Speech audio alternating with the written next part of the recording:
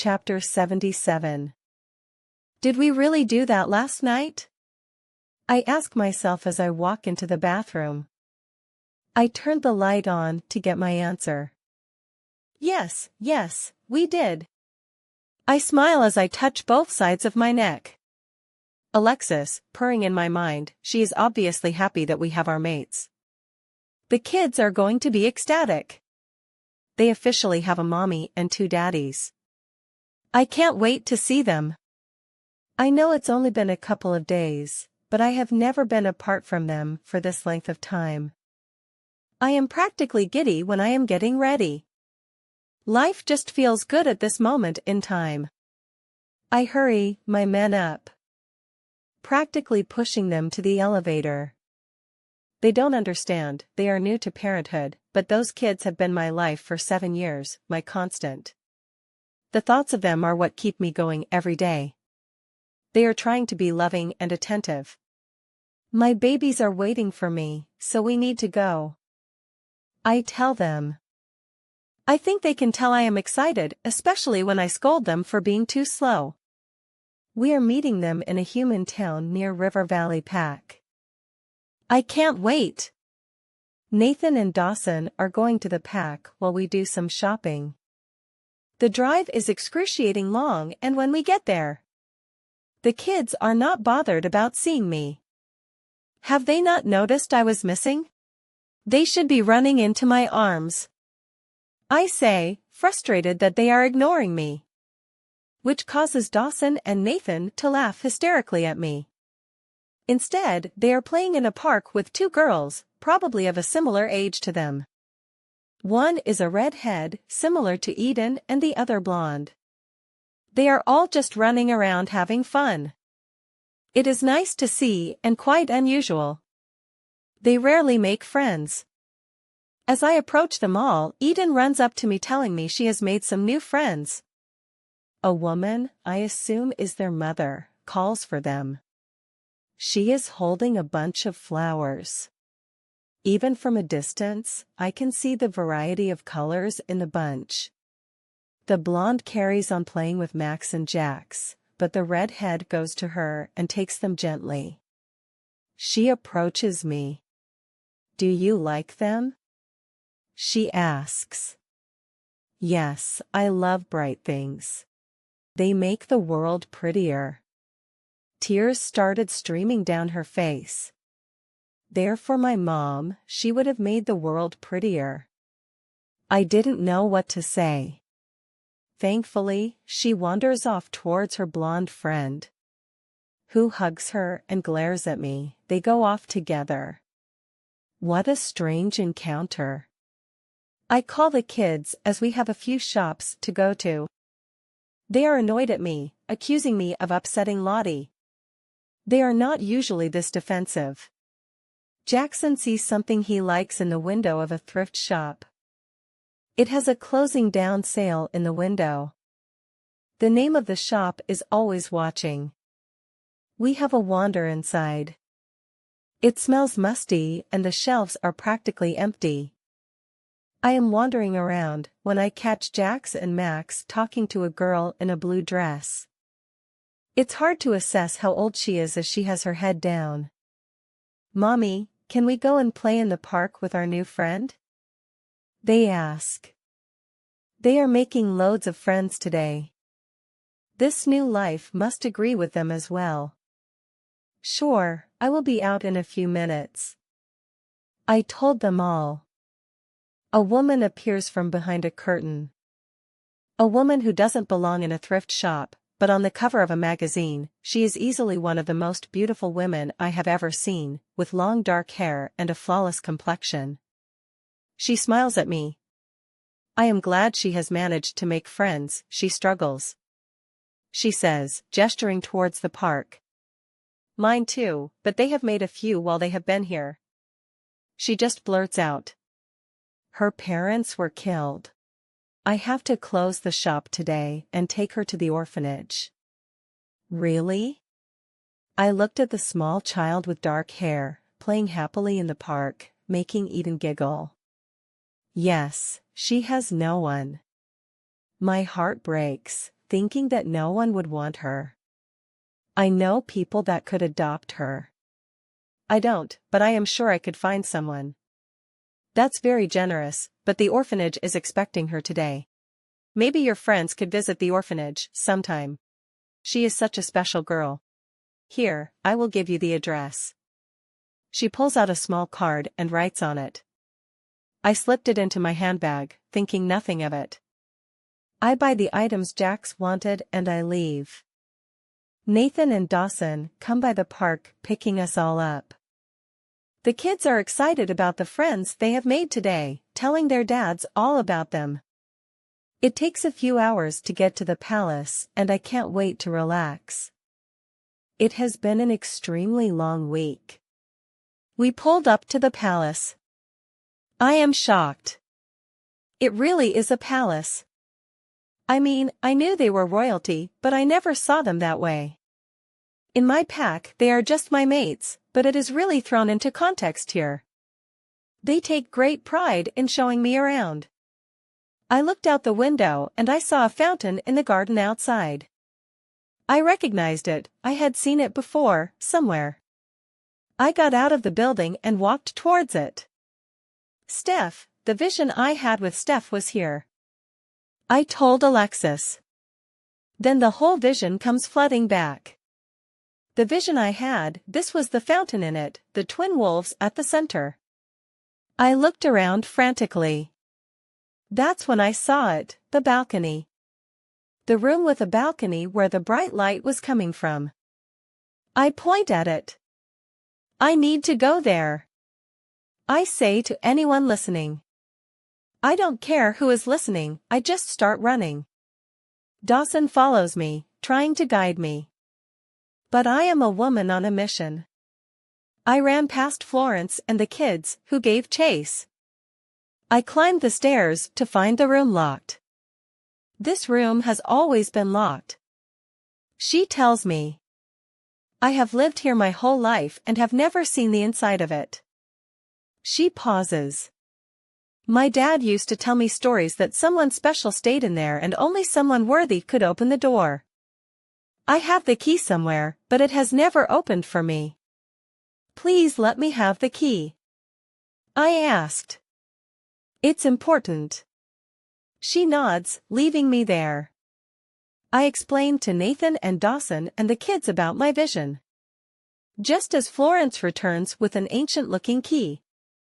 I put it in the lock and twisted it, the door opened slightly. Florence gasps. It has never worked before, I have tried. We all entered the room and looked around. It is empty except for multiple pictures and their captions. There is a picture of a woman who looks like me on one of the walls. The quotation says, "A queen of 3." There is another picture of a group of 4 people. The caption read, "With hair of red and eyes of green, at least 2 elemental wolves will be needed to save the queen." I wonder what elemental wolves are.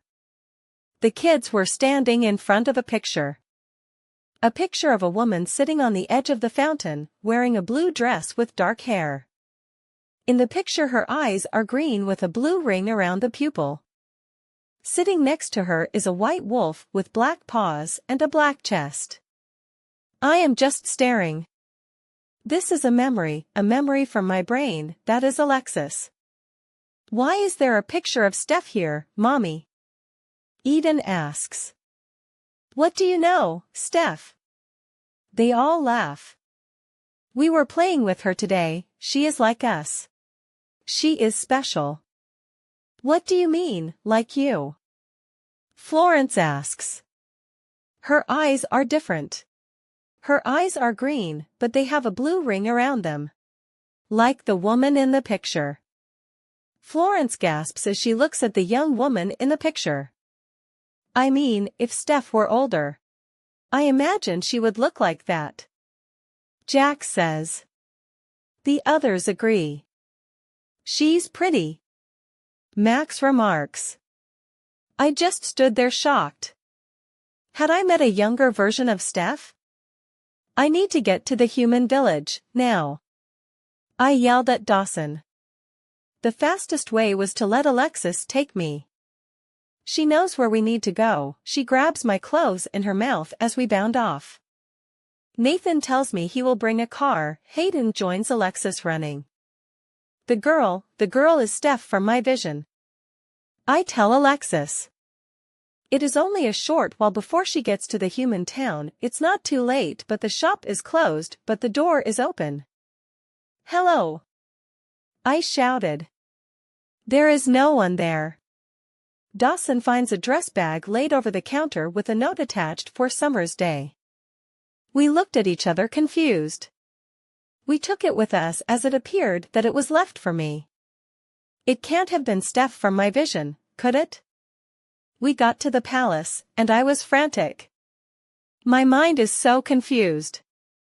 I sent Max to get my bag, the one I had earlier today, to see if I could find the orphanage where the young girl was being taken to. While I was waiting, I opened the dress bag. Florence pulled the dress out. I just dropped to my knees. The white dress, the beautiful white dress from my vision, is lying out in front of me. It is stunning, and it's for my day. She is watching me. I say, confusing everyone. Max returns with my bag. I pulled out the card the woman wrote on. I can go to the orphanage tomorrow and get to the bottom of this. But as I read it, I started shaking. I couldn't speak.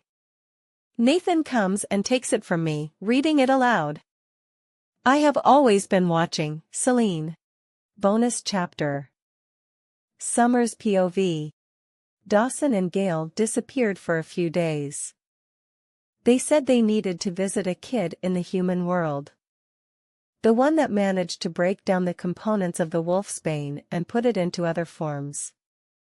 When they got back, they told me and Nathan that he was a kid and was just scraping by. He has just started his chemistry degree and needed some money. He must be a damn genius. Nathan says. Yeah, he pretty much is. I asked. What happened to him, as I assume he can't be left to sell those formulas to anyone. I am right, Gail laughs. I have been with Dawson for years, had to scrimp on toothpaste and toilet rolls. I nearly hit the floor when he offered to fund his degree, a house and a job when he finishes college, as well as a lump sum for all his existing work. The lad cried as he couldn't believe it. The answer was, of course, yes. Dawson tells Nathan he has sorted everything out. I paid for his course and put the money in his bank. This lad is someone to watch in the future. He is skilled. Yes. Dawson says. We can't have him falling into the wrong hands. Nathan's POV. The Blood Moon Pack was leaderless. The majority of the warriors lied directly to me, which is unforgivable. But they feared for their safety, for their family's safety, and were often threatened they would be cast out. Whether it was true or not, I could see the former Alpha doing something like that. Fear is a great motivator. I spoke with Alpha Jackson about it, getting his opinion on whether Isaac could be trusted to run a pack. I owe him. He saved Jackson and was instrumental in finding Summer. It is clear that Alpha Jackson does not like him. But he spoke of him as a great leader who was always true to his word. He also doesn't want him in his pack and being Karen's mate. That would be a possibility. When I spoke to him about it, he was dumbstruck, he was cast out, he was a rogue. No, I told him you were the hero to a prince. He would only take the position on the proviso that the name of the pack was changed, and his current pack be able to join. He has a responsibility to them after all. He also wanted Karen to go with him as his Luna. I did not think that was unreasonable, and she happily agreed. When I introduced him as the new Alpha of the Red Moon Pack, Isaac could hardly believe it, but Isaac earned it. It took time to vet all of the pack members we didn't know who were loyal to the former Alpha. Isaac was assured he would always be an ally of the Crown. Summer's POV. We were all enjoying a picnic. My entire family were there, with their mates. Nathan and Dawson were running around after the kids while some of us were resting on a blanket. They joined us as we started eating. Rain pulled out his phone and started laughing, hysterically. Elizabeth grabbed it to see what he was looking at. She burst out laughing as well. I am getting curious, but Autumn gets frustrated and snatches the phone from her. She sees the picture. Adam, why are you so wet in this picture? That sparks Rain and Elizabeth off again. I suspect I know what the picture is of. Elizabeth explains to everyone who was not there to everyone that Adam fell in a bowl of urine, and that is what the picture is of. Everyone starts laughing now, except for Adam, who appears to be dying of shame. Whose urine was it? Gail asks. Nathan's. I said with a straight face. But laughter erupted all the way around me. I carried on. It was after I catheterized him. Adam was my dirty nurse and had to hold his penis and empty the catheter. He fell right into the bowl. He made a mess. Nathan's face was not impressed. What do you mean, sweetheart? He asked. So, I said it slower this time. It was after I catheterized you. Adam was my dirty nurse and had to hold your penis and empty the catheter. He fell right into the bowl. He made a mess. I cracked up this time looking at his face. I guess he didn't know or ever questioned it. Delete that picture, Rain, that's a command. We are never to speak of this again. Nathan says. No problem, boss, but Elizabeth sent it to Summer a few minutes ago. Good look commanding her. He doesn't look impressed, but that fuels my laughter. We had such a nice day. It's great having all my family back together. One big happy family. I mean, there is a small nagging part of my brain about the threat in that picture. Why would I need an elemental wolf to protect me? But that is tomorrow's problem. Right now, I have everything I need, want and desire. After so many years, both me and Alexis are happy.